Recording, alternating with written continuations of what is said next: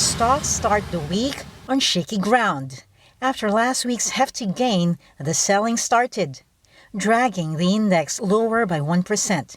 It's now back to 7,300. The headwinds, the U.S. Federal Reserve and major central banks.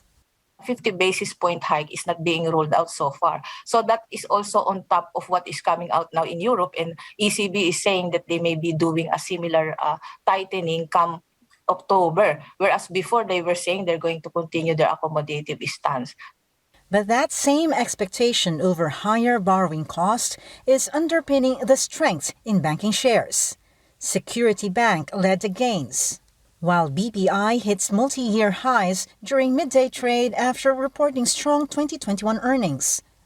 The loan spreads of bank improves as the yield curve steepens, and so that is going to be increasing the profit of bank. Another one would be the credit upcycle. We've seen last year the credit loan growth for BPI alone is about 4.9%, and that's above the industry level.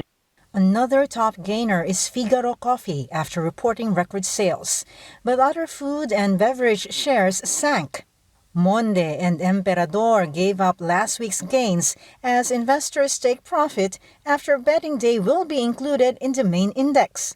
Majority is going to be sidelined because of the many expectations about the rebalancing and the MSCI rebalancing. All of these forces are going to be on a sort of a tug of war influencing the market. So I think the market is just going to be range trading within like 7,200 to 7,400. It's also the corporate earnings season with several variables to monitor. This week's trade might be a mixed bag. And since the dynamics are changing 2 years into the pandemic, expect some changes too in stock favorites.